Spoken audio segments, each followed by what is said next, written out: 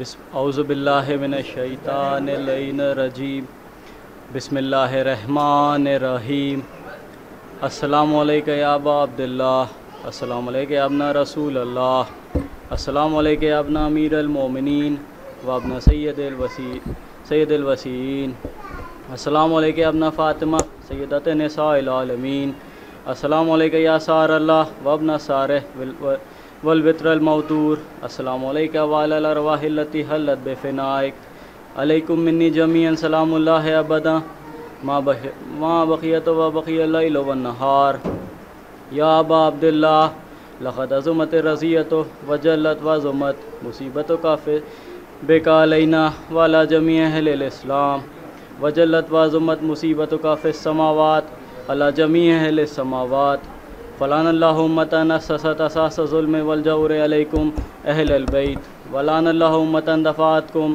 عن مقامکم وازالتکم عن مراتبکم التی رتبکم اللہ فیہا، ولان اللہ امتن خذلتکم، ولان اللہ الممہدین لہم بالتمکین من قتالکم، بریت اللہ وعلیکم منہم ومن اشیائہم واتباعہم وَأَوْلِيَائِهِمْ یا ابا عبداللہ انی سلم لمن سالمکم وحرب لمن حاربکم وولی لمن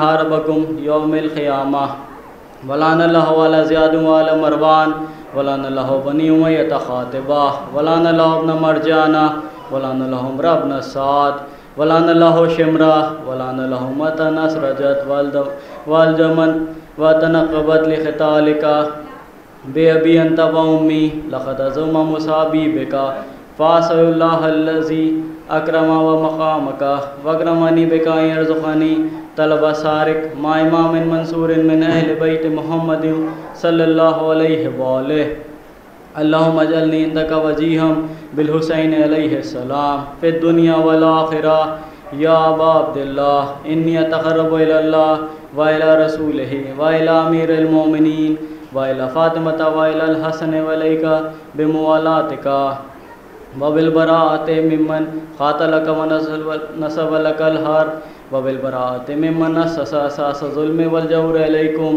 وابرأ الی اللہ وإلی رسولہ ممن اسس اساس ذلک وبنى علیہ بنیانہ وجرى فی ظلمہ وجورہ علیکم وابرأ وعلی شیائکم بریت الی اللہ وعلیکم منہم وتقرب الی اللہ ثم علیکم بموالاتکم وموالات ولیکم وبالبراءۃ من اعدائکم والناصبین لکم الحرب وبالبراءۃ من اشیائہم واتباعہم، انی سلم لمن سالمکم وحرب لمن حاربکم وولی لمن والاکم وعدو لمن عاداکم، فاصل اللہ الذی اکرمنی بمعرفتکم ومعرفت اولیائکم ورزقنی اللہ ورات من اعدائکم ان یجعلنی معکم فی الدنیا والآخرہ وان یثبت لی عندکم قدم صدق فی الدنیا والآخرہ واسألہ ان یبلغنی المقام المحمود لکم عند اللہ وان یرزقنی طلب ساری مع امام ہدی ظاہر ناطق بالحق منکم، واسأل اللہ بحقکم وبالشان الذی لکم عندہ ان یؤتینی بمصابی بکم افضل ما یؤتی مصابا بمصیبتہ مصیبتا ما عظمہا وعظم رضیتہا فی الاسلام وفی جمیع السماوات والارض، اللہم اجعلنی فی مقامی ھذا ممن تنالہ منک صلوات ورحمت ومغفرت، اللہم اجعل محیائی محیا محمد وآل محمد ومماتی مماتا محمد وآل محمد، اللہم ان ھذا یوم تبرکت بہ بنو امیہ وابن عاقلۃ الاقباط اللعین ابن اللعین علی لسانک ولسان نبیک صلی اللہ علیہ وآلہ فی کل موطن وموقف وخف فیہ نبیک صلی اللہ علیہ وآلہ، اللہم لا نبا سفیان ومعاویہ ویزید ابن معاویہ علیہم منک اللعنۃ ابد العابدین، وھذا یوم فرحت بہ آل زیاد وآل مروان بقتل الحسین صلوات اللہ علیہ، اللہم فضائف علیہم اللعن منک والعذاب العلیم، اللہم انی اتقرب الیک فی ھذا اليوم وفی موقفی ھذا ویام حیاتی بالبراءۃ منہم واللعنة عليهم وبالموالاة لنبيك وآل نبيك عليه وعليهم السلام. اللهم لا ولا ظالم ظلم حق محمد وآل محمد وآخر تابعين ولا ذلك. اللهم لا للإصابة التي جاهدت الحسين عليهم السلام وشاهدت وبات وتابت على قتله. اللهم لعنهم جميعا. السلام عليك يا أبا عبد الله وعلى الأرواح التي حلت بفنائك.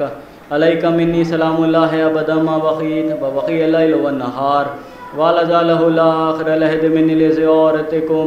السلام على الحسين وعلى علي ابن الحسين وعلى أولاد الحسين وعلى أصحاب الحسين. اللهم خص أنت أول ظالم باللعن مني وابدأ به أولا ثم الثاني والثالثة والرابعة. اللهم لن يزيد خامسة ولن عبيد الله بن زياد وابن مرجانة وعمر بن سعد وشمرة وعلى أبي سفيان وعلى زياد وعلى مروان إلى يوم القيامة. اللهم لك الحمد حمد الشاكرين لك على مصابهم. الحمد لله على عظيم رضيتي. اللهم ارزقني شفاعة الحسين عليهم السلام يوم الورود وثبت لي قدم صدق عندك مع الحسين وأصحاب الحسين الذين بذلوا مهجهم دون الحسين عليهم السلام. اللهم صل على محمد وآل محمد. اللهم صل على محمد وآل محمد. اللهم صل على محمد وآل محمد. نعرہ صلوات.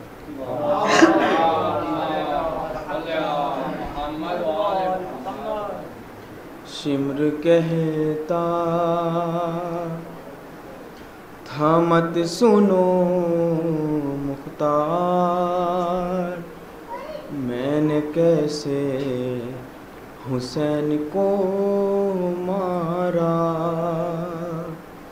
شمر کہتا تھا مت سنو مختار، میں نے کیسے حسین کو مارا. ارے جب ہوا میں سوار سینے پر، لب ہلانے لگا تیرا مولا، پیاس میں دعائیں دینے لگا. مجھ کو شبیر ایسا لگتا تھا، میں نے ہونٹوں پہ کان رکھ کے سنا، وہ تو غازی کو یاد کرتا تھا. شمر کہتا تھا مت سنو مختار، میں نے کیسے حسین کو مارا. اور کیسی غربت تھی ابن زہرا پر، دیکھتی تھی سکینہ یہ منظر. ارے میرے ہاتھوں میں شہ کی داڑھی تھی، میں رلاتا رہا اسے ہنس کر. ارے لاش عباس بھی تڑپنے لگی جب تماچا حسین کو مارا. شمر کہتا تھا مت سنو مختار، میں نے کیسے حسین کو مارا. اس کی آنکھوں میں جان کیا تھا امیر، کوئی نظریں نہیں ملاتا تھا. میں بھی آنکھیں نہ اس کی دیکھ سکا، اس لیے چہرہ اس کا پھیر دیا۔ ارے یہ وجہ تھی جو پشت گردن سے تیرے مولا کو ذبح میں نے کیا۔ شمر کہتا تھا مت سنو مختار، میں نے کیسے حسین کو مارا۔ ارے ہاں وہ لمحہ عجیب تھا مختار، میرے ہاتھوں میں تیز تھی تلوار، کند ہو جاتا تھا میرا خنجر، میں نے یوں بھی کیے تھے تیرا وار۔ ارے مجھ سے کٹتا نہ تھا گلا اس کا، اس کی ماں نے تھا ہاتھ رکھا ہوا۔ شمر کہتا تھا مت سنو مختار، میں نے کیسے حسین کو مارا۔ اعوذ باللہ السمیع العلیم من الشیطان الرجیم، بسم اللہ الرحمن الرحیم، الحمد للہ رب العالمین، والصلاة والسلام علی اشرف الانبیاء والمرسلین، خاتم النبیین، شفیع ذنوبنا و طبیب نفوسنا، مولانا ابی القاسم محمد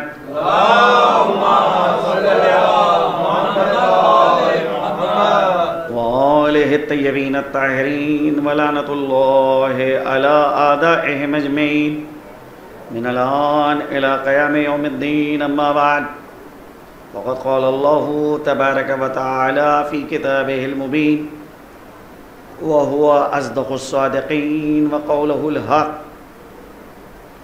بسم الله الرحمن الرحيم، وجعلناهم أئمة يهدون بأمرنا وأوحينا إليهم فعل الخيرات وإقام الصلاة وإيتاء الزكاة وكانوا لنا عابدين۔ صلوات بجے محمد۔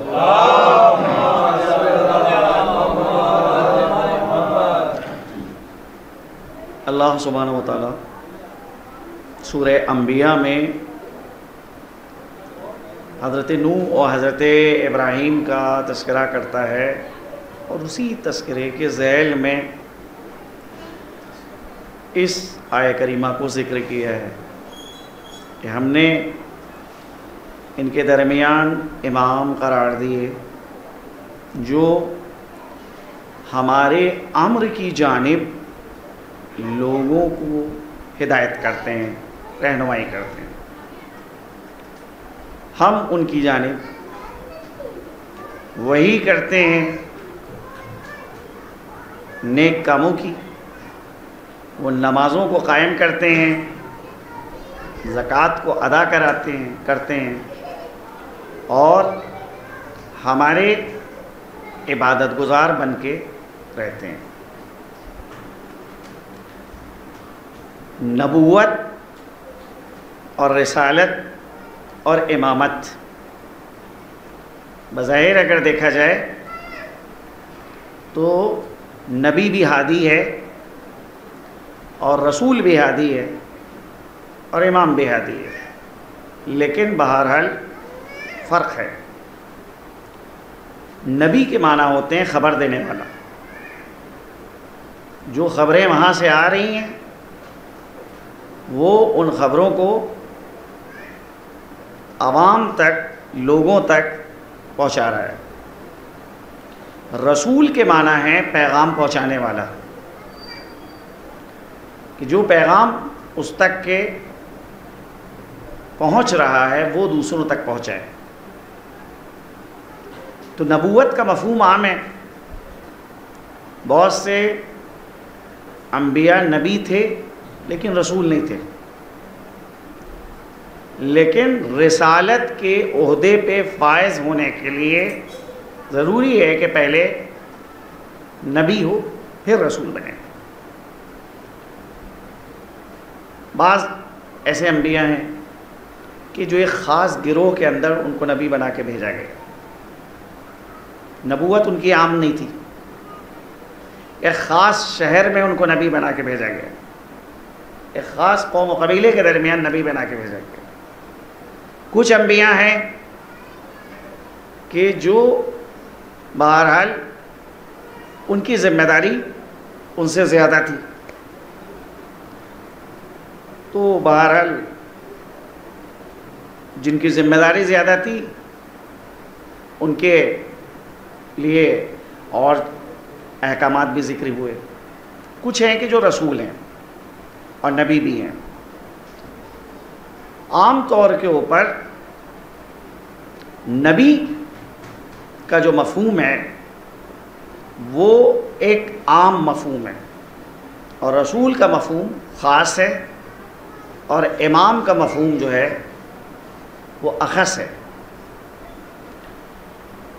جناب ابراہیم علی نبینا و علیہ الصلاۃ والسلام نبی تھے، رسول بھی تھے، لیکن امامت کے عہدے کے اوپر ان کو اس وقت فائز کیا گیا کہ جب وہ مختلف امتحان کے مراحل سے گزرے، اور اللہ نے ان کو ان امتحانات میں مکمل طور پہ کامیاب پایا، تب ان کو امام بنایا اور کہا انی جاعلک للناس امامہ، میں تم کو لوگوں کا امام بنا رہا ہوں۔ حضرت ابراہیم نے بارگاہ خداوندی میں عرض کیا کہ وَمِن ذُرِّيَّتِي، یہ امامت کا عہدہ میری نسل اور میری ذریت میں بھی آئے گا۔ جواب آتا ہے لا ینال عہدی الظالمین، یہ عہدہ ظالموں تک نہیں پہنچے گا۔ اب وہ چاہے کسی بھی قسم کا کوئی ظلم کرے، بعض لوگ ہیں کہ جو اپنی ذات پہ ظلم کرتے ہیں، بعض ہیں جو غیر پہ ظلم کرتے ہیں، کچھ ہیں کہ جو خدا پہ ظلم کرتے ہیں۔ نہ ایسا شخص امام بن سکتا ہے جو اپنی ذات پہ ظلم کرے، نہ وہ انسان امام بن سکتا ہے جو دوسروں پہ ظلم کرے، اور نہ ہی وہ انسان امام بن سکتا ہے جو خدا پہ ظلم کرے۔ امامت کا عہدہ ایک اہم ترین عہدہ ہے۔ امام کے معنی ہے آگے آگے چلنے والا، لہذا نبوت کا سلسلہ ختم ہو گیا اور رسالت کا سلسلہ ختم ہو گیا، لیکن امامت کا سلسلہ قیامت تک ہے۔ جتنی خبریں ادھر سے آنا تھیں وہ ساری خبریں آ چکی ہیں، اب کوئی نئی خبر کی ضرورت نہیں ہے۔ جو پیغامات ادھر سے آنا تھے وہ سارے پیغامات آ چکے ہیں، اب کسی نئے پیغام کی ضرورت نہیں ہے۔ اب جو ضرورت ہے وہ ایک آئیڈیل کی ضرورت ہے، ایک نمونے کی ضرورت ہے کہ جو لوگوں کی رہنمائی کرے۔ بھئی امام کے جب معنی ہے آگے آگے چلنے والا، تو ہر حوالے سے وہ آگے رہے گا، علم کے اعتبار سے، تقوی اور پرہیزگاری کے اعتبار سے، کردار کے اعتبار سے، اخلاقی خوبیوں کے اعتبار سے، شرافت، دیانت، کرم، جود و سخا، ہر حوالے سے وہ ہر زمانے کے انسان سے آگے رہے گا۔ یعنی کوئی انسان یہ نہیں کہہ سکتا کہ میرے لیے اس زمانے میں میرا کوئی آئیڈیل نہیں ہے، میرا کوئی لیے نمونہ نہیں ہے کہ جس کی میں پیروی کروں۔ اللہ نے قیامت تک اس سلسلے کو قائم رکھا ہے۔ کوئی زمانہ بغیر امام کے خالی نہیں ہے۔ ہر زمانے میں امام کا وجود ہے، اور وجود امام کی دلیل ہے اس دنیا اور اس کائنات کا باقی رہنا۔ کیوں؟ حدیث میں آیا ہے لولا الحجہ لساقت الارض ما اہلہا، اگر حجت خدا نہ ہو تو یہ کائنات ختم ہو جائے گی۔ امام کی حیثیت دنیا میں کائنات میں محور کی ہے، مدار کی ہے۔ جس طرح سے چکی کے درمیان اگر مدار نہ ہو تو چکی نہیں چل سکتی ہے، وہ مدار ہے کہ جس کی بنا کے اوپر چکی کے دونوں پارٹ گردش کرتے ہیں اس مدار کے گرد۔ اسی طرح سے اللہ نے امام کو کائنات میں محور کائنات قرار دیا۔ اگر یہ محور ختم ہو جائے تو بہرحال اس کائنات کے درمیان تلاطم برپا ہو جائے گا، اضطراب برپا ہو جائے گا، لوگ جو ہیں وہ زندہ نہیں رہ سکتے۔ کائنات ختم ہو جائے گی اگر امام موجود نہ ہو گئے گا۔ تو اللہ نے لوگوں کے درمیان امام بنائے۔ اب یہ امام، ہر امام کی ایک الگ سیرت ہے، جیسا زمانے کا تقاضا تھا اس تقاضے کے مطابق اس نے اپنی سیرت کو پیش کیا ہے۔ ایک زمانہ تقاضا کر رہا ہے صلح کا تو امام حسن نے صلح کری، ایک زمانہ تقاضا کرتا ہے انقلاب کا، قیام کا، تو سید الشہداء امام حسین نے انقلاب اور قیام برپا کیا۔ ایک زمانہ ہے کہ جس زمانے کے اندر لوگ دین سے منحرف ہو چکے ہیں ان لوگوں کو دین کی جانب لانا، تو وہاں پر دین کی جانب وہ کیسے آئیں گے؟ ایک لمحہ فکریہ ہے۔ آپ اس زمانے میں ایک کردار پیش کرنا چاہتے ہیں وہ لوگ کہ جو دین کی راہ سے منحرف ہو چکے ہیں، خاص طور پہ چوتھے امام کا زمانہ وہ زمانہ ہے کہ جس کے حوالے سے احادیث میں آیا ارتد الناس بعد شہادت الحسین الا خمسہ اور سبع، لوگ امام حسین کی شہادت کے بعد مرتد ہو گئے تھے، دین اسلام سے دور ہو چکے تھے، سوائے 5 لوگوں کے یا 7 لوگوں۔ اکثریت جو ہے وہ دین کے احکام کو چھوڑ چکی تھی، لوگوں کے درمیان خوف بیٹھ گیا تھا۔ کچھ وہ تھے کہ جن کے حوالے سے خوف و ترس ان کے اندر اس حد تک حاوی ہو چکا تھا کہ جب فرزند رسول کی جان نہیں محفوظ ہے، ان کی حد کے حرمت ہو رہی ہے، ان کو شہید کیا جا رہا ہے، تو ہماری کیا حیثیت ہے؟ دوسری طرف سے ایک سماج اور ایک معاشرے میں اخلاقی پستی کا اندازہ اگر آپ لگانا چاہیں تو اس سماج میں آپ کو یہ نظر آئے گا کہ جب اچھائی بری سمجھی جانے لگے اور برائی اچھی سمجھنے جانے لگے۔ امام زین العابدین کا جو دور ہے اس دور کے اندر یہ صورتحال ہے کہ اچھائیاں جو ہیں وہ بری سمجھی جانے لگیں گی اور برائیاں اچھائیوں کی جگہ اختیار کر لیتی ہیں۔ تاریخ میں ملتا ہے کہ ایک رقاصہ، ڈانس کرنے والی عورت، ناچنے والی عورت مکے اور مدینہ کا سفر کرتی۔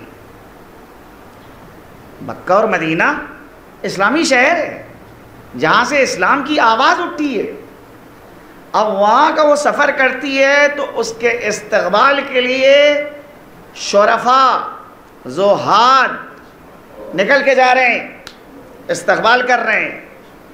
اس سے آپ ایک سماج کی پستی کا اندازہ لگائیں کہ وہ سماج اخلاقی اعتبار سے کس حد تک انحطاط پا چکا ہے کہ جہاں ایک بدنام زمانہ عورت اس کے استقبال کے لیے شرفاء نکل کے جا رہے ہیں، اور یہ کس شہر میں؟ مکے کے اندر ہو رہا ہے، مدینہ کے اندر ہو رہا ہے۔ ایسی صورتحال جب ہو وہاں کے اوپر لوگوں کو دین کی جانب لانا، ان کو خدا کی بارگاہ میں متوجہ کرنا انتہائی سخت مرحلہ ہے، آسان مرحلہ نہیں۔ عملی طور پہ جب حکومت ایسے لوگوں کے ہاتھ میں جا چکی ہے جن کا اسلام سے کوئی تعلق نہیں، انہیں نے حکومت جو حاصل کری ہے وہ نام اسلام پہ حاصل کری ہے، ورنہ طرز زندگی ان کا نہ انفرادی طور پہ صحیح ہے، نہ اجتماعی طور پہ صحیح ہے، نہ تخلیے میں ان کی زندگی صحیح ہے، نہ مجمع میں ان کی زندگی صحیح ہے۔ ممبر کے اوپر آ کر ایک شخص کھل کے تہدید کر رہا ہے، ڈرا رہا ہے، دھمکا رہا ہے کہ خبردار اگر کسی نے مجھ کو اچھائی کی جانب دعوت دی یا برائی سے مجھے روکا، سخت اس کے ساتھ جو ہے میں سلوک کروں گا۔ اب آپ سوچئے، مسجد النبی میں منبر رسول کے اوپر ایک شخص بیٹھ کر جو اپنے کو رسول کا خلیفہ کہہ رہا ہے، وہ اس طرح سے لوگوں کو ڈرا رہا ہے، دھمکا رہا ہے کہ اگر تم نے ہم کو اچھائی کی جانب دعوت دی یا برائی سے روکا تو مجھ سے برا کوئی نہیں ہوگا۔ یہ صورتحال ہے۔ ایسی صورتحال میں اس معاشرے کو جو مردہ معاشرہ ہو چکا ہے زندہ کرنا، یہ امام سجاد کا کمال، اپنی عملی زندگی سے اس مردہ معاشرے کے اندر جان پیدا کریں۔ ابھی بازاروں میں نکلیں گے، تبلیغ کریں گے، حکومت سامنے آ جائے گی، لوگوں کو اچھائیوں کی جانب بلائیں گے، حکومت رکاوٹ پیدا کرے گی۔ کیسے جو ہے لوگوں کو دین کی جانب متوجہ کیا جائے؟ مختلف طریقے حضرت نے تبلیغ کے استعمال کیے۔ ان میں سے ایک طریقہ ہے کہ حضرت غلاموں کو خریدتے تھے۔ 1 سال تک حضرت اپنے گھر کے اندر ان غلاموں کو رکھتے تھے، اور جب ماہ مبارک رمضان کا آخری عشرہ تھا اور اب کچھ دنوں میں رمضان ختم ہو جائے گا، تو حضرت نے ان غلاموں کو بلایا جن کو 1 سال پہلے خریدا تھا، اور پھر حضرت نے رجسٹر نکالا، ہر غلام کا نام لکھا ہوا ہے اس میں، سال بھر تک اس نے کیا کیا ہے وہ بھی حضرت نے لکھا تھا۔ اب حضرت نے اس سے کہا کہ میں نے فلاں موقع کے اوپر تم کو فلاں جگہ بھیجا تھا اور تم سے کہا تھا کہ یہ کام انجام دو، تم نے اس کام کو انجام دینے میں کوتاہی کری۔ فلاں موقع کے اوپر میں نے تم کو ایک ذمہ داری سپرد کری تھی، تم نے اس ذمہ داری کو صحیح سے نہیں ادا کیا، فلاں موقع کے اوپر تم نے میرا یہ نقصان کیا، میری یہ قیمتی چیز جو ہے وہ تم نے برباد کر دی۔ ایک ایک غلطی کو حضرت اس کے سامنے ذکر کر رہے ہیں اور وہ خاموشی سے سن رہا ہے۔ اس کے بعد حضرت کہتے ہیں، دیکھو میں تم سب کو آزاد کر رہا ہوں غلامی کی زنجیروں سے، مگر میری ایک شرط ہے کہ تم لوگ اپنے ہاتھ اٹھاؤ، بارگاہ خداوندی میں دعا کرو کہ پروردگارا جیسے علی ابن الحسین نے ہماری غلطیوں سے چشم پوشی کی اور ہم کو ہماری خطاؤں پر کوئی سزا نہیں دی، ہم کو غلامی کی زنجیروں سے آزاد کیا، پروردگارا تو بھی علی ابن الحسین کی غلطیوں سے تسامح اور چشم پوشی کر اور ان کو جہنم کی آگ سے آزاد کر۔ یہ ہے عملی تربیت کا ایک طریقہ جو امام نے اختیار کیا ہے۔ ایک غلام جو حضرت کے گھر سے جا رہا ہے وہ ایک مبلغ کی حیثیت سے جا رہا ہے اپنے معاشرے کے اندر، اب وہ اسلام کی تبلیغ کرے گا۔ یہی وہ غلام ہیں کہ جن کی اولادیں امام محمد باقر اور امام جعفر صادق کے مجلس درس میں شامل ہوئی ہیں، ورنہ جو اسلامی معاشرہ کہ جس کے اندر 4 5 یا 7 لوگ صرف مسلمان رہے تھے، بقیہ سب مرتد ہو چکے تھے، اس معاشرے کو دین کی جانب لانا یہ امام سجاد کی سیرت کا ایک اہم ترین پہلو ہے۔ ایک طریقہ تو یہ حضرت کا تھا. دوسرا طریقہ جو حضرت کا ہے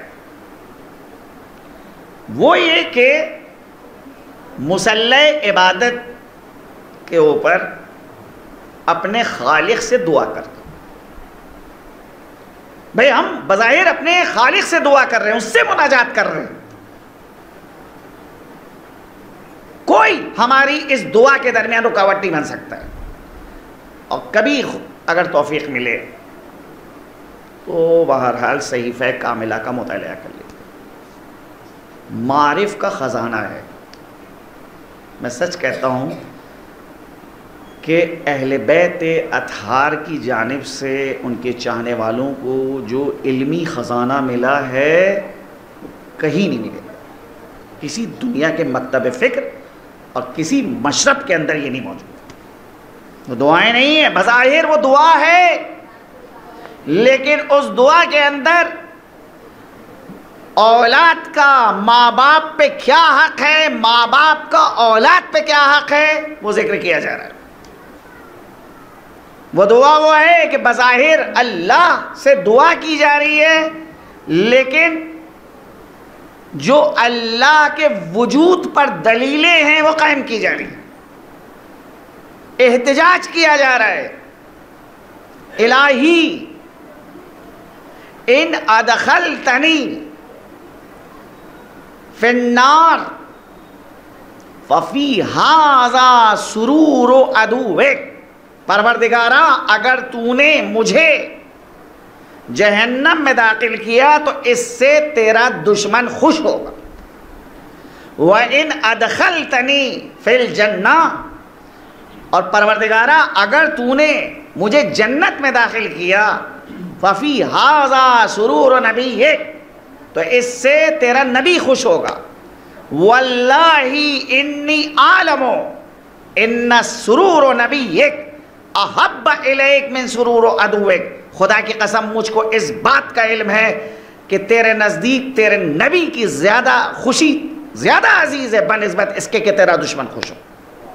یہ استدلال قائم کیا جا رہا ہے کہ خدایا اگر تو نے مجھے جہنم میں داخل کیا تو اگر میں جہنم میں گیا تو اس سے تیرا دشمن خوش ہوگا، لیکن اگر جنت میں داخل تو کر رہا ہے تو اس سے تیرا نبی خوش ہوگا. تجھے فیصلہ کرنا ہے کہ تجھ کو تیرے نبی کی خوشی زیادہ عزیز ہے یا اپنے دشمن کی خوشی زیادہ عزیز ہے. یہ استدلال آپ کو ان دعاؤں کے اندر ملے. اللہم انی اعتذر الیک بمظلوم ظلم بحضرتی، خدایا میں تجھ سے معذرت چاہتا ہوں اس مظلوم کے حوالے سے کہ جس پہ ظلم میری موجودگی میں ہوا اور اس کے باوجود میں اس کی مدد نہ کر سکا. یہ تربیت کا طریقہ نہیں ملے گا، کہیں اور نہیں ملے گا. یہ صرف اور صرف مکتب اہل بیت کے اندر ان دعاؤں کے اندر ملے.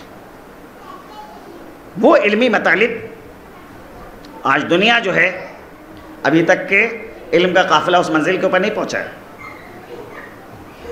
جو علمی مطالب ان دعاؤں کے اندر ذکر کیے گئے، یا توحید کے وہ باریک نکتے، وہ بہرحال آپ کو کسی کی گفتگو میں اور کسی فلسفی کے وہ باریک نکتے نہیں ملیں گے جو امام زین العابدین نے اپنی دعا کے اندر ذکر کیے. توحید عملی نظر آ رہی ہے ان دعا کے اندر. سبحان الذی، پاک و پاکیزہ ہے وہ ذات، یسمع انفاس الحیتان فی قیار البحار، پاک و پاکیزہ ہے وہ ذات کہ جو مچھلیوں کی سانسوں کو سمندر کی گہرائیوں میں سنتی ہے. یہ کہاں مطلب ملے گا آپ کو؟ یہ عوام کیا مل رہا ہے مطلب؟ سبحان الذی، پاک و پاکیزہ ہے وہ ذات، یعلم ذل، جو جانتا ہے کہ سائے کا وزن کیا ہے اور وجود کا وزن کیا ہے. میں آپ بظاہر اپنا وزن معلوم کر سکتے ہیں جسم کا، لیکن سائے کا وزن یہ کہاں سے پتہ چلے گا؟ حضرت فرما رہے ہیں کہ پاک و پاکیزہ ہے وہ ذات کہ جو وجود کے وزن سے بھی آگاہ ہے اور سائے کے بھی وزن سے آگاہ ہے، جو دن کے بھی وزن سے آگاہ ہے اور رات کے بھی وزن سے آگاہ ہے، جو جسم کے بھی وزن سے آگاہ ہے، جو روح کے بھی وزن سے آگاہ ہے۔ ابھی تو علمی قافلہ وہاں پر پہنچا ہی نہیں ہے کہ وہ اس بات کو کشف کرے کہ سایہ جو ہے اس کا وزن کیا ہوتا ہے۔ ابھی سایہ کیا ہے؟ سایہ وجود کا تابع ہے، سایہ کوئی چیز ہے، سایہ کا کیسے وزن؟ لیکن حضرت کہہ رہے ہیں کہ پاک و پاکیزہ ہے وہ ذات کہ جو علم رکھتی ہے کہ سایہ کا کیا وزن۔ یہ علمی مطالب امام زین العابدین کیا ملتے ہیں۔ عزیزان گرامی، یہ سیرت جو حضرت نے پیش کری ہے نظیر نہیں ہے اس کی۔ تاریخ کہتی ہے کہ حضرت نے متعدد حج کیے ہیں اور متعدد موقعوں کے اوپر خانہ خدا کی زیارت کری، لیکن اس کے باوجود جو حضرت کا طریقہ کار تھا، حج کے موقع ہے، گئے ہیں حج کرنے کے لیے، اور وہاں کے اوپر لوگ جمع ہیں، اور ادھر تاریخ میں ایک واقعہ نقل ہوا ہے کہ ہشام ابن عبد الملک کے جو اس وقت ولی عہد تھا وہ بھی آیا تھا حج کرنے کے لیے۔ آخر دیکھیے، آپ دیکھیے کہ بادشاہوں کا حج اور اللہ کے سچے بندے کا حج کتنا فرق ہے۔ یہ حج جو ہوتا تھا اس میں یہ ہوتا تھا کہ طواف بھی نہیں کرنا پڑتا تھا، غلاموں کے کندھوں کے اوپر سوار ہو کے طواف کرا جا رہا ہے، اس کو حج کہیں گے۔ جب آپ کو کوئی مشکل نہیں ہے تو آپ غلاموں کے کندھوں کے اوپر کیوں سوار ہو رہے ہیں؟ تھوڑا سا آپ جو ہیں وہ تھک گئے اور کرسی لا کے وہاں مسجد میں رکھی جا رہی ہے، اس کے اوپر بیٹھالا جا رہا ہے۔ ایک ہمارے شہر کے ایک بادشاہ کے حوالے سے ان کے حالات زندگی میں ملتا ہے کہ وہ نماز جب پڑھتے تھے تو ایک نوکر انہی نے رکھ رکھا تھا کہ جو رکعتوں کو گنتا تھا، دوسرا نوکر انہی نے رکھا تھا کہ جو قرآن مجید جس وقت وہ پڑھتے تھے تو اس وقت وہ کھڑا رہتا تھا اور وہ قرآن کے صفحات کو پلٹتا تھا، اس احتیاط سے پلٹتا تھا کہ آخری لفظ ان کا ادھر تمام ہوا ہے اور ادھر دوسرے صفحے کا جو سب سے پہلا لفظ ہے اس کے درمیان زیادہ فاصلہ نہ ہو، فوراً جو ہے وہ پلٹ دیں۔ اس احتیاط سے وہ قرآن کے صفحات کو پلٹتا تھا۔ نماز کے لیے انہی نے نوکروں کو حکم دے رکھا تھا کہ صبح کے وقت مجھ کو جگا دینا، بیدار کر دینا، اور اگر میں نہ اٹھوں تو پیر پکڑ کے کھینچ لینا۔ یہ اس طرح کی عبادت اگر کوئی انجام دے رہا ہے کہ بارگاہ خداوندی میں بندہ بن کے نہیں جا رہا ہے، ذل سلطانی بن کے جا رہا ہے، ایسی عبادت خدا کو قابل قبول نہیں ہے۔ عبادت دیکھنا ہو تو امام زین العابدین کی نظر آتی ہے۔ کیسی عبادت ہے؟ 1000 رکعت روزانہ شب میں پڑھنا، اتنا صرف یہ نہیں کہ نماز پڑھی جا رہی ہے۔ اور 5ویں امام نے ایک بار عرض کیا کہ بابا اپنے اوپر رحم کیجئے، آپ کا جسم گھلا جا رہا ہے، اب آپ کا جسم اس لائق نہیں ہے کہ آپ ان سختیوں کو برداشت کریں عبادت کی راہ میں۔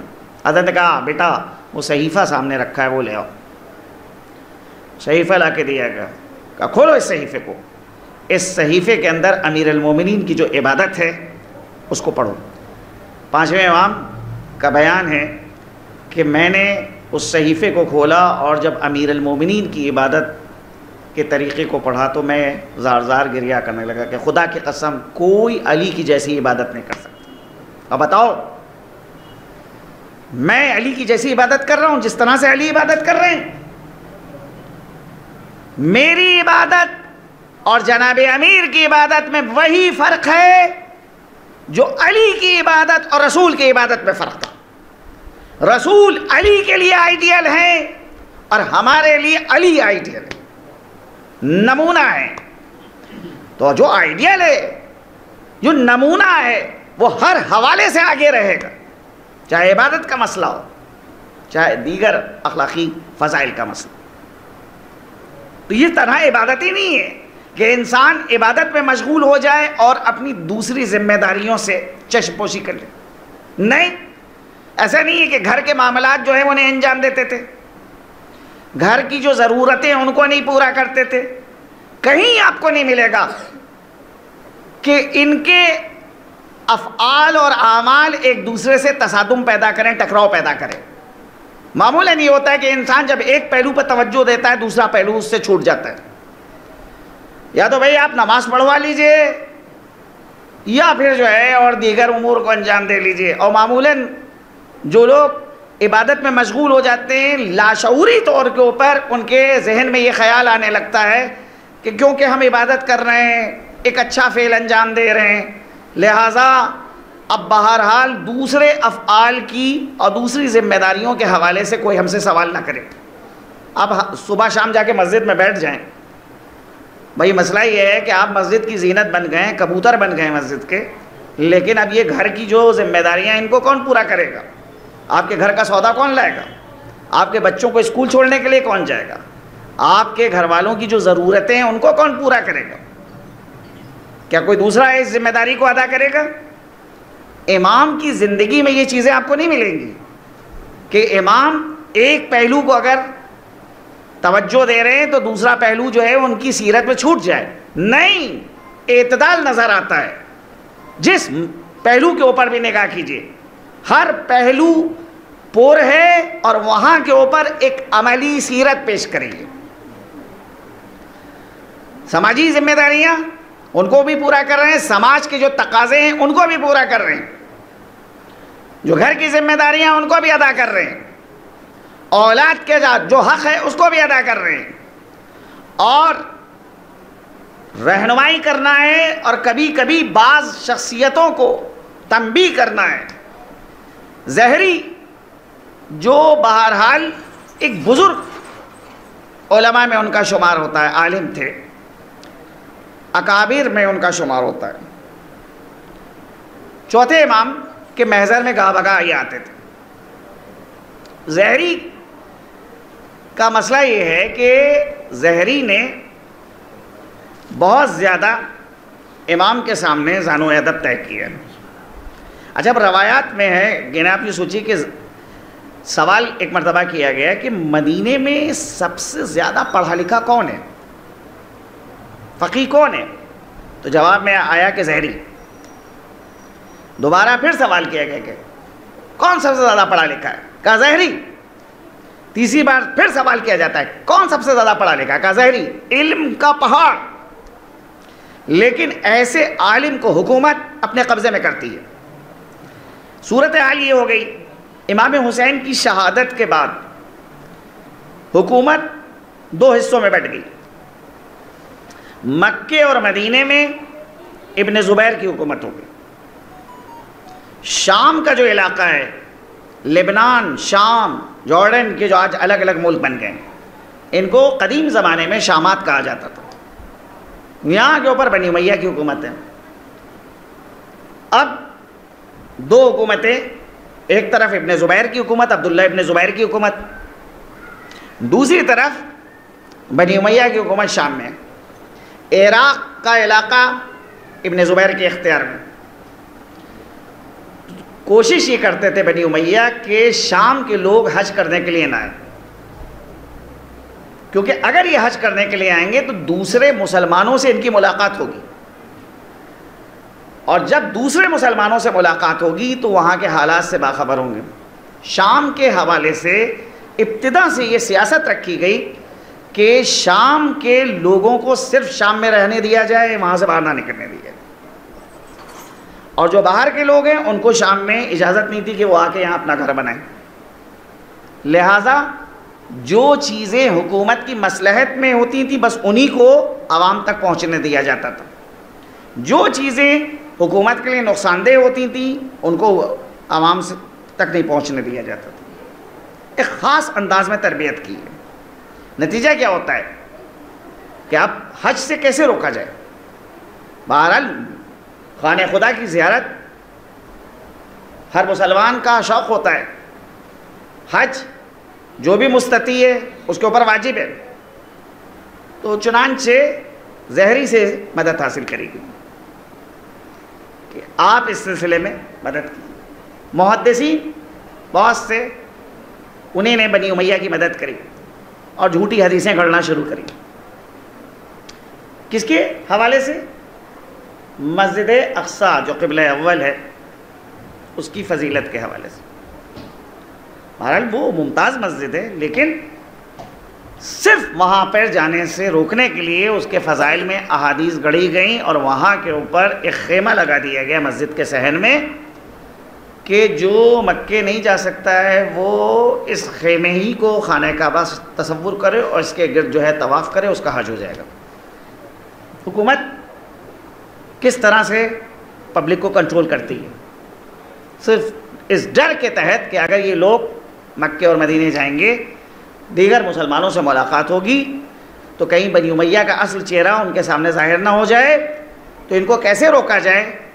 تو اس کا ایک طریقہ اختیار کیا گیا کہ پیغمبر سے یہ حدیث ہے، پیغمبر سے یہ والی حدیث ہے کہ اگر کوئی یہاں کے اوپر 2 رکعت نماز پڑھے تو اس نماز کا وہی ثواب ہے جو مسجد کے اندر، مسجد حرام کے میں نماز پڑھنے کا ثواب ہے. اور اگر کوئی وہاں نہیں جا سکتا ہے تو وہ بہرحال اس خیمے کے گرد جو ہے طواف کر لے، گویا کہ جو ہے وہ اس کا حج مکمل ہو جائے گا. حضرت کو جب خبر ہوئی کہ زہری بنی امیہ کی مدد کر رہے اور اپنے علم کے ذریعے سے بنی امیہ کی خدمت کر رہے ہیں، تو حضرت نے ایک سخت ترین خط لکھا ہے کہ جس کے اندر زہری کو تنبیہ کی ہے، ڈاٹا ہے کہ تم نے اہل علم کا اعتبار ختم کر دیا. لوگ علماء سے بدگمان ہو جائیں گے تمہاری اس حرکت سے. تم ظالموں کے لیے پل کا کام کر رہے ہو. تم ظالموں کے لیے اس چکی، ظلم کی جو چکی ہے اس میں مدار کا کام کر رہے ہو، کیونکہ اگر مدار نہ ہو تو یہ ظلم کی چکی چل نہیں سکتی. اپنے علم کو تم نے ظالم و جابر افراد کے اختیار میں قرار دیا. تو حضرت نے ایک غلط شخصیت کو متنبع کیا اس کی خطاؤں کی طرف. تاریخ میں ہے کہ واقع کربلا کے بعد کسی خوشی کی تقریب میں شرکت نہیں کرتا. زہری نے ایک مرتبہ اپنے کیا حضرت کو دعوت دی کہ مولا میرے گھر میں خوشی کی تقریب ہے، تشریف لائیے. کہا تمہیں تو پتہ ہے کہ واقع کربلا کے بعد ہم کسی خوشی میں شرکت نہیں کرتے. زہری خاموش ہو جاتا. لیکن کچھ دنوں کے بعد مجلس کا زہری نے اہتمام کیا. کہا مولا آپ کے بابا کی مجلس میں نے اپنے گھر میں رکھی ہے، اس مجلس میں شرکت کیجیے. جب حضرت نے سنا کہ مجلس کا اہتمام ہے، کہا ہاں ضرور میں مجلس میں آؤں گا. اس وقت مجلس کا یہ صورتحال تھی کہ اگر کسی نے ایک مرثیہ کہا ہے تو مرثیہ جو ہے ایک جگہ کے اوپر جمع ہو کے سن لیا جاتا تھا. خاموشی کے ساتھ جو ہے لوگوں کو خبر دی جاتی تھی کہ بھئی فلاں جگہ آ جانا، وہاں کے اوپر جو ہے امام مظلوم کے حوالے سے یہ مرثیہ پڑھا جائے گا.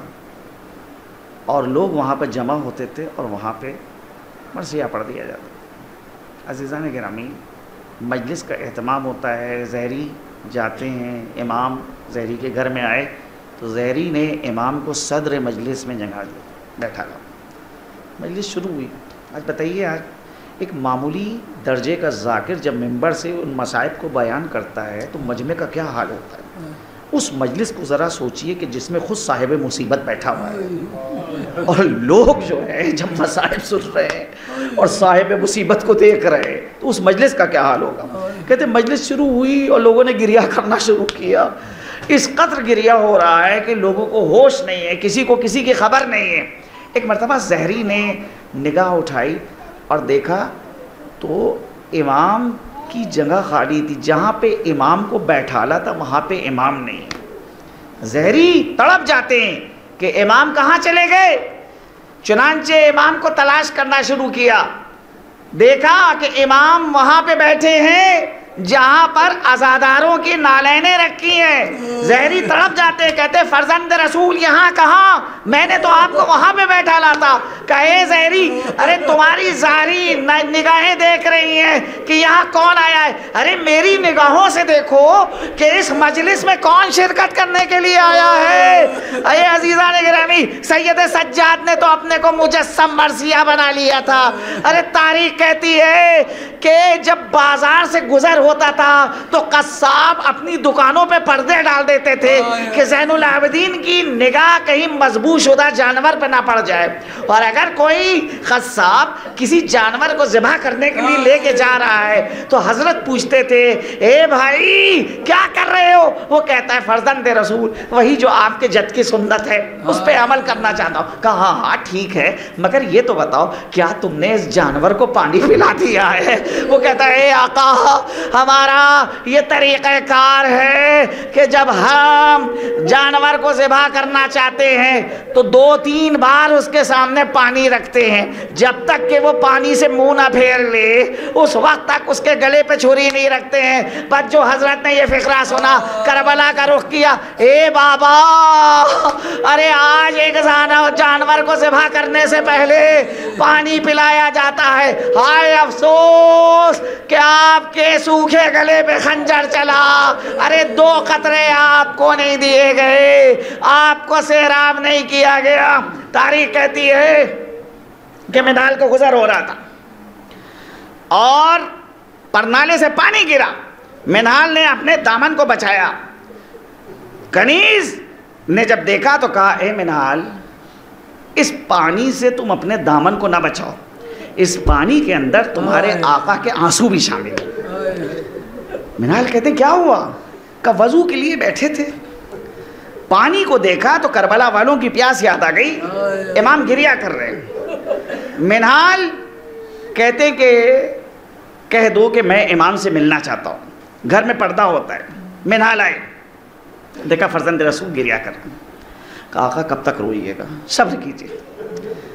کہا منال تم نے میرے ساتھ انصاف نہیں کیا.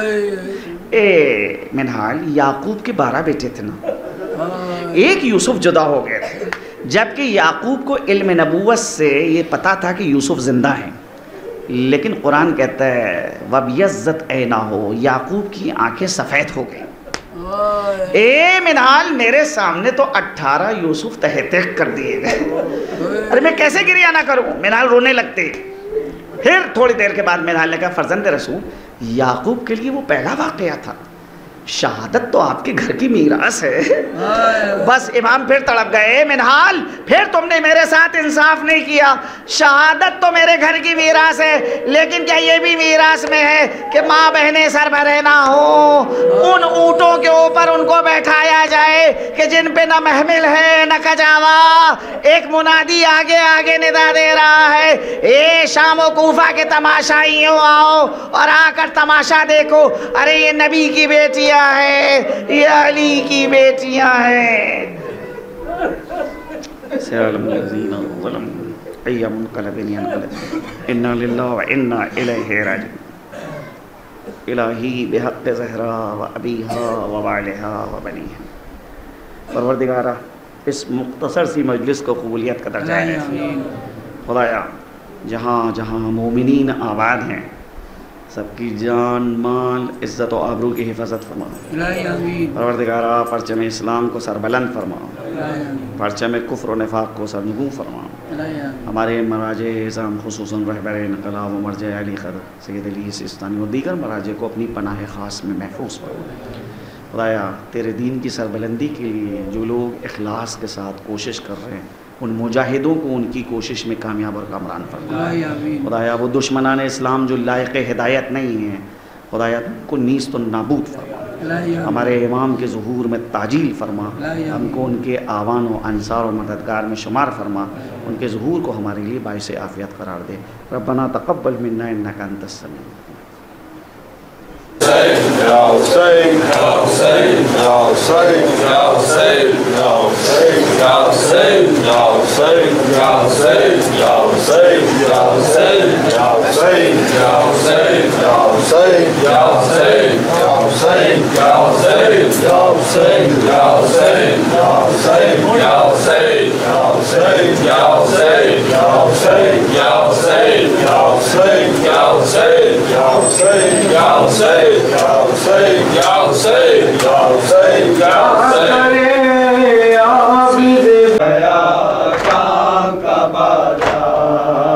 گردن میں توخے گرا اور پاؤں میں بیڑیاں قیدیوں پہ ہوتی ہے ایسی کیا کئی سختیاں تروں سے ہوتے ہیں وار کیا کرے عابد بیمار آ گیا شام کا بازار کیا کرے عابد بیمار آ گیا شام کا بازار شام شام کیا کرے عابد بیمار آ گیا شام کا بازار بے کجا بہوٹوں پر مائیں پھوپھیاں بہنیں ہیں ہاتھ بھی پسے گردن ظالموں نے باندھے ہیں سر برہنا ہوں گرفتار کیا کرے عابد بیمار آ گیا شام کا بازار کیا کرے عابد بیمار آ گیا شام کا بازار شام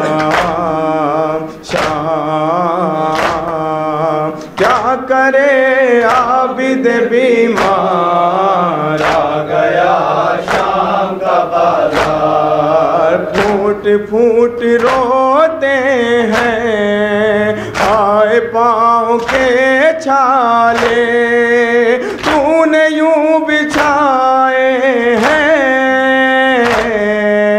راستوں میں یوں کاٹے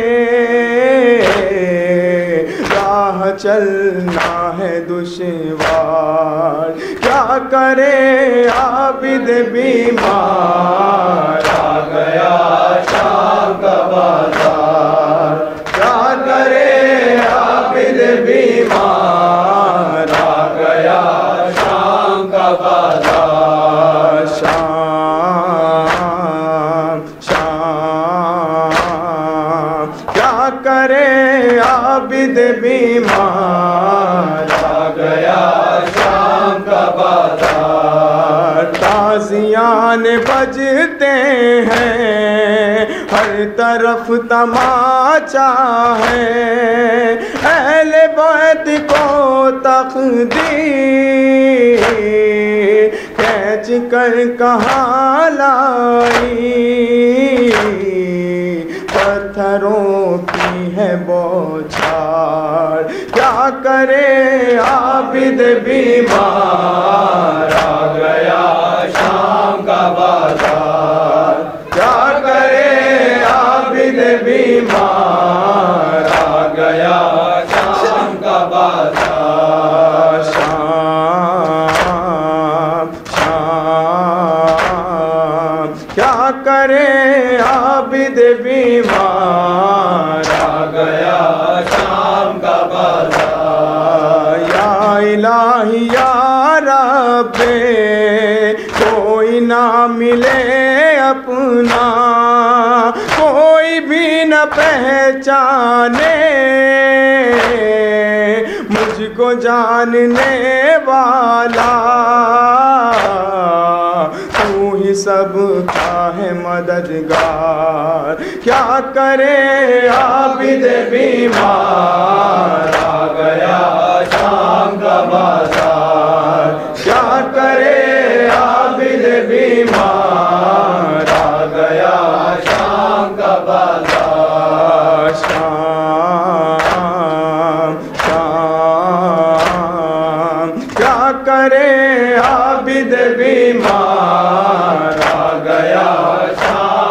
بازار بہن زینب و کلثوم وہ رباب و لیلا ہے یہ سکینہ بنت الحسین وہ حسن کی بہنا ہے بیردا ہے سر دربار کیا کرے عابد بیمار آ گیا شام کا بازار کیا کرے عابد بیمار آ گیا شام کا بازار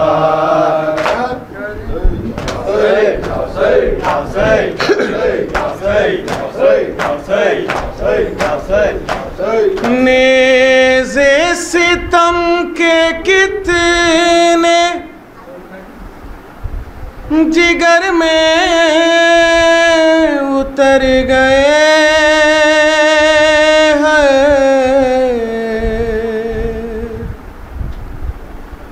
عابد پہ کیسے کیسے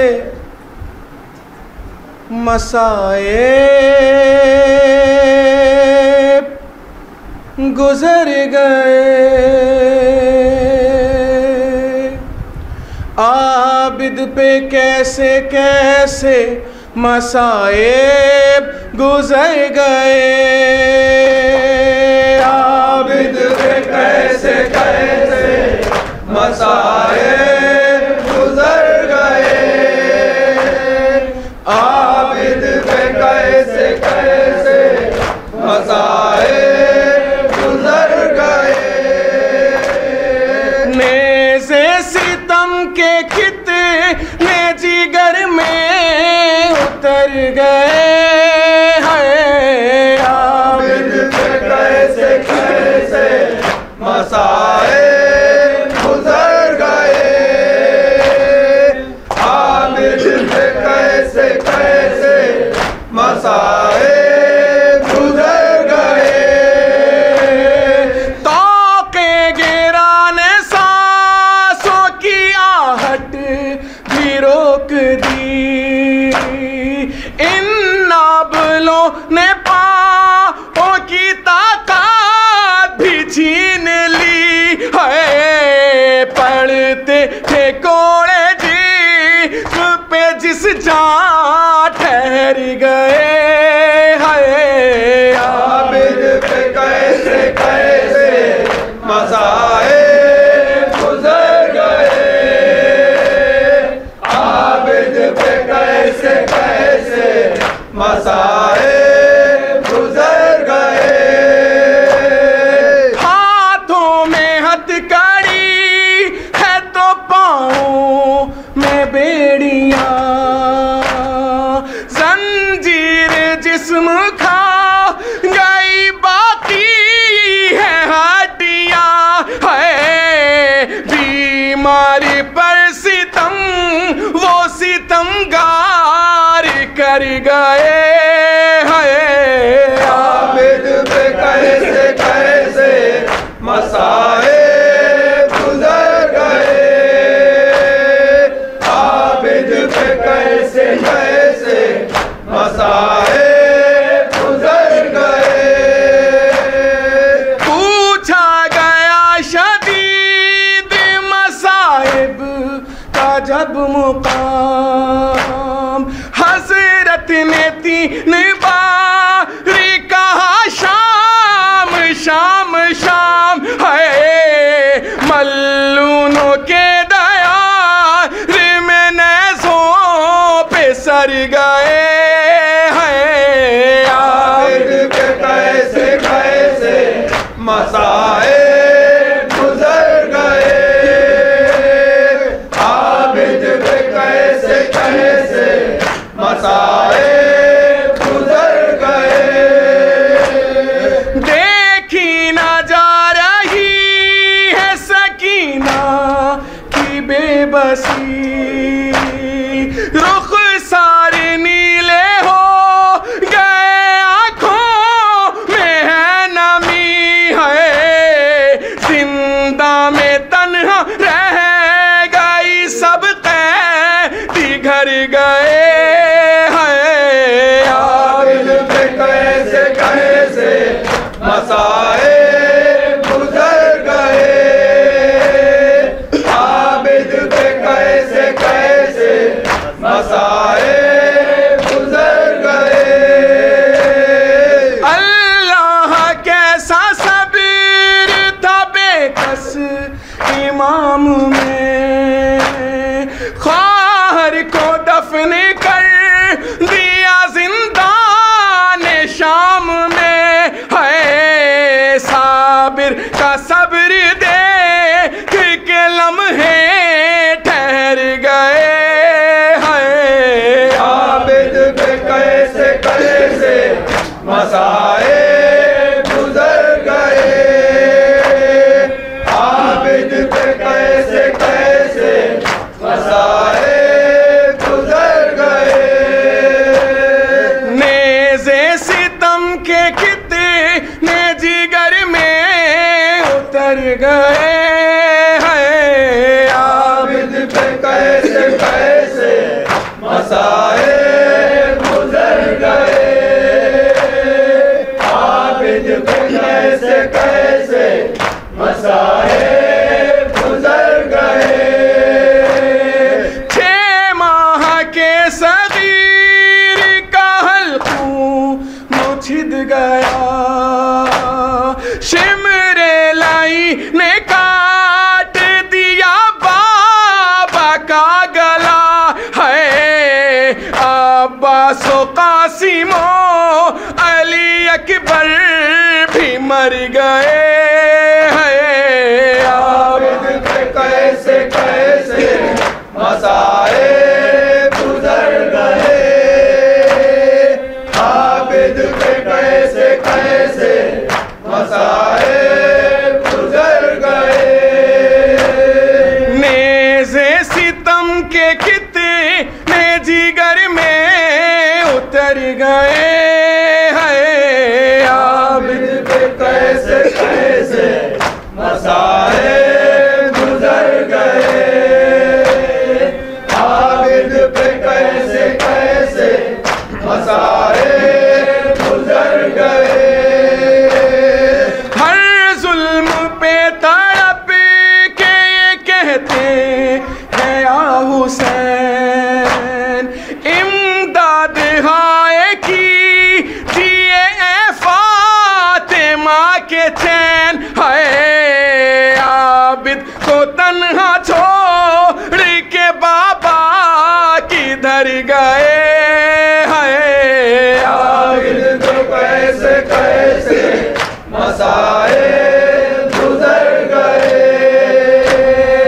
عابد پہ کیسے کیسے مصائب گزر گئے بے کس کے سارے چاہنے والے ہی مر گئے ہیں عابد پہ کیسے کیسے مصائب گزر گئے عابد پہ کیسے کیسے مصائب گزر گئے میسم ستم کو کیسے کرے گا رقم فلک آنسو لہو کے رونے لگا ہے قلم فلک ہے بارش ہوئی ہے آگ کی قیدی جدھر گئے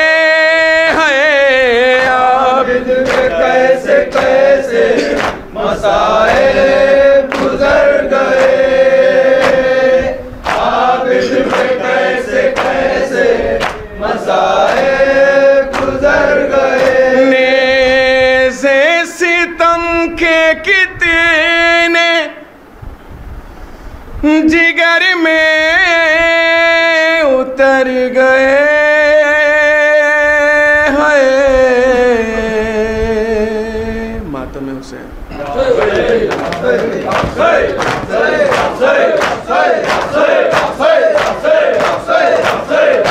Say